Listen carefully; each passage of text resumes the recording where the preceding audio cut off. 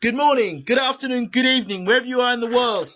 My name is Ingram Jones, and I have with me real Bobby Gunn. Bobby, how are you? I'm doing good, my friend. Thanks for having me back on. How's things going? Fantastic.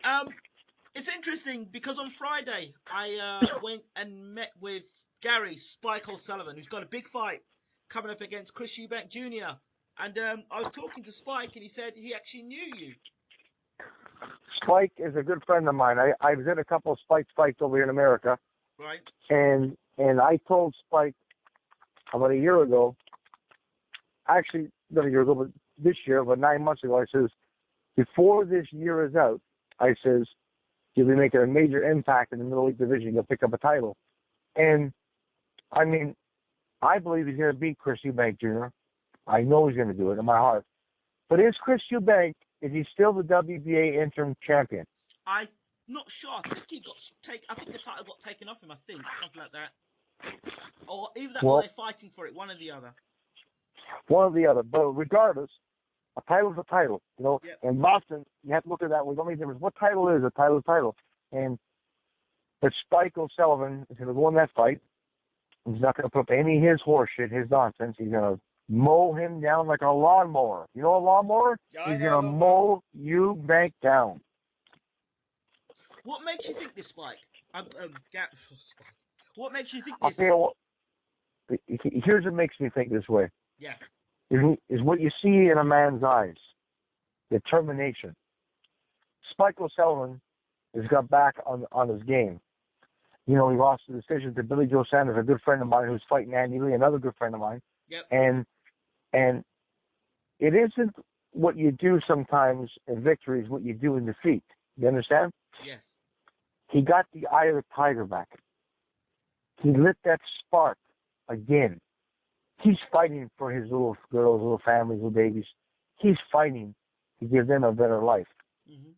With all due respect, Chris Eubank Jr., he's a good fighter and his father is a great champion. But I just think that Spike has more of a hunger right now than he has.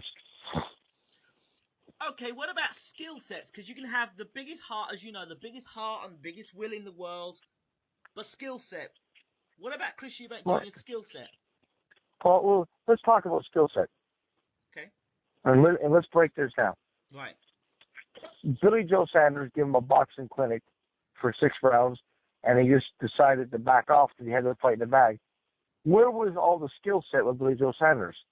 Okay, he fights these opponents that are imported in and the beat, but that's their job. It's boxing. Them opponents are imported in for a reason to get beat. But let's talk about skill set. Spike O'Sullivan, tight defense, vicious banger, beautiful right uppercut. Really, where's the difference in skill set here? They're both competitive, but I believe Spike defense is a tighter defense. Okay. Okay. And the will to I, want it. and the will right now, at this stage in his career, in his life, Spike O'Sullivan wants it more. I'm telling you, right now, he's got that hunger more. He wants it more. How much does amateur pedigree come into this fight? Because Eubank Jr. didn't have much of an amateur background, as opposed to Spike fighting a lot as an amateur. Well, here's what I would say about that, and this is true. Some fighters are just natural pro fighters. Right. Some suit the pro game a lot more bitter than the amateurs. But an amateur pedigree is a great thing for a fighter to have. It's like this here. If you go into a car dealership, the better credit rating you got, the better financing loan you're going to get. Right. Okay? And the better amateur pedigree you have, the better odds you have on winning fights. Right. Spike O'Sullivan had a great amateur background.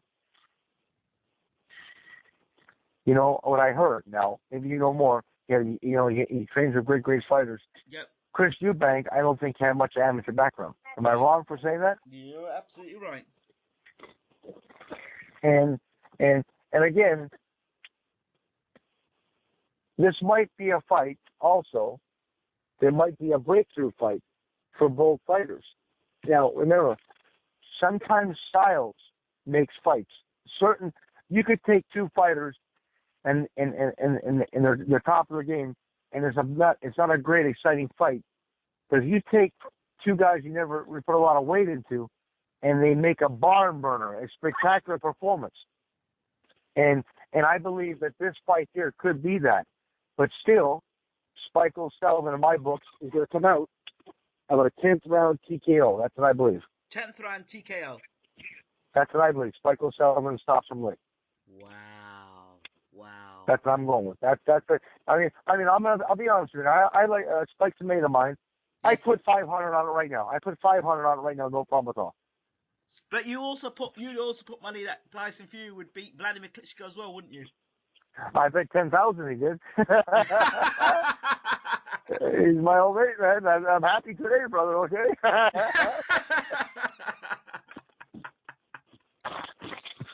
So, I want to know also your connection with Roy Jones Jr. I'm interested in that.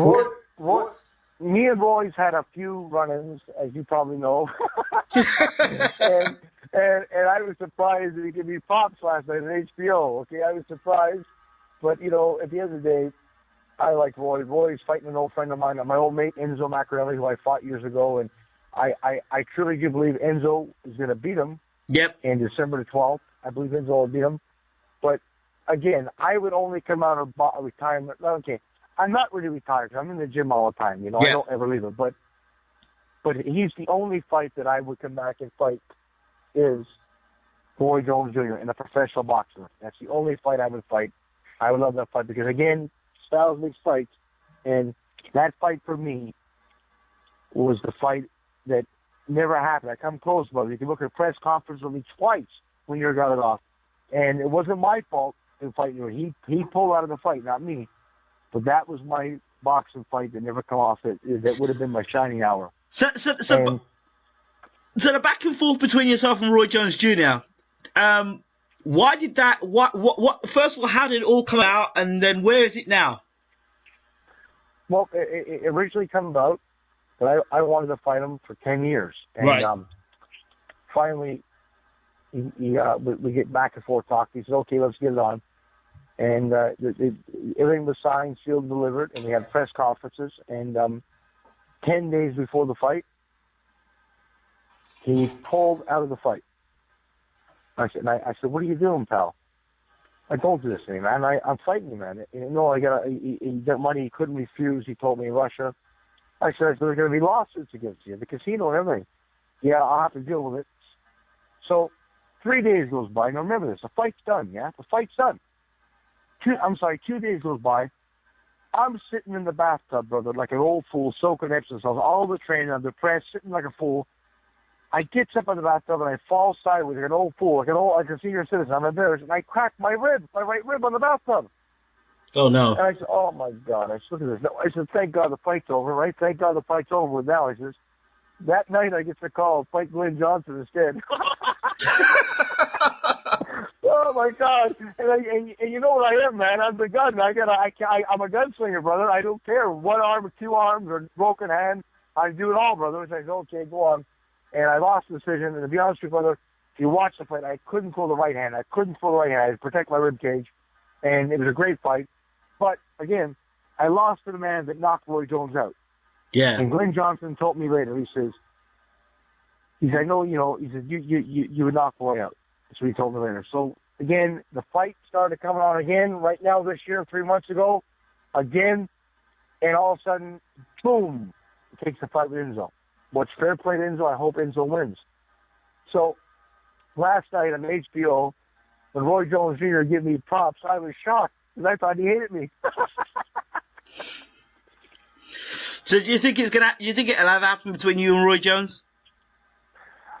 Listen, it's going to happen. If it's on the street or in the ring, it's definitely going to happen.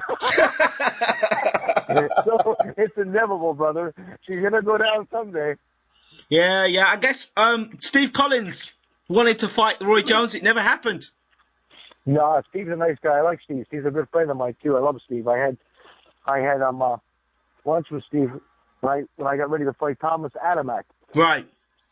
And Steve is a class act, man. I truly do love him. One other fight I thought I'd ask you about very quickly. Carl Frampton, Scott Quigg, your thoughts? Like Carl Frampton, but I just gotta. Scott Quigg, something about that kid. It stands out. I like Frampton. Frampton is doing good. And he's listening to Barry McGuigan. He's taking good directions. But good fighter, exciting. I just think he could be a better puncher if he settled down a little bit more on his shots. Right. Right. I mean, he's a great puncher, but he could be a super puncher. You know what I'm trying to say to you? Yeah. That's what I think he needs. He needs someone just to bring that out of him. See, a lot of times when trainers work with you, and this is what makes Tito Fury a great trainer. I want to say again, when trainers work with you, they forget to remind the fighters the fundamentals. See, all fighters know a jab, left hook, right hand, but sometimes we get lazy and we forget. And our great trainer will remind boxing basics, the fundamentals to you, and that's what can make a great fight. Remember, the basic punch in the world is a jab, and Larry Holmes won 90% of his fights off that jab. People forget that. Right. You know, sometimes it's the basic punch that is the most important punch. And that's what good trainers need to do, is remind the fighters basics. Once in a while, you get like a freakish fighter, like Prince Nazim Hammond, who's done everything wrong. And I believe that Chris Eubank Jr. is trying to mimic that style, like his father, do things awkward. Yes, it'll work with a lay-down opponent that you bring in to fight. But when you fight world-class athletes, you better be prepared, because the boxing fundamentals can overcome that. And remember this, Prince Nazim Hammond was a great fighter, great champion. But watch the Marco Antonio Barrera fight. What won that fight was boxing basics. Remember that. Yes. Boxing basics. I have to agree with you there. Bobby, you give such a great interview. Thank you, my brother. How do people get in contact with you to do interviews with you? People can contact me through Doug at MMAfightfans.com on Twitter. He's my main guy. Does all the PR work, and you can contact him or send me a message too, and I'll send it over to him. He's a great guy, and he's a marketing genius. He does so good for me, my little Doug, and he's a great person. And it's at Twitter at MMAfightfans.com. Bobby Gunn, thank you so much for talking to Bayloric TV. Thank you, my brother. And listen to me. Ireland is on fire right now. It Great is. Fighters are coming up. On fire.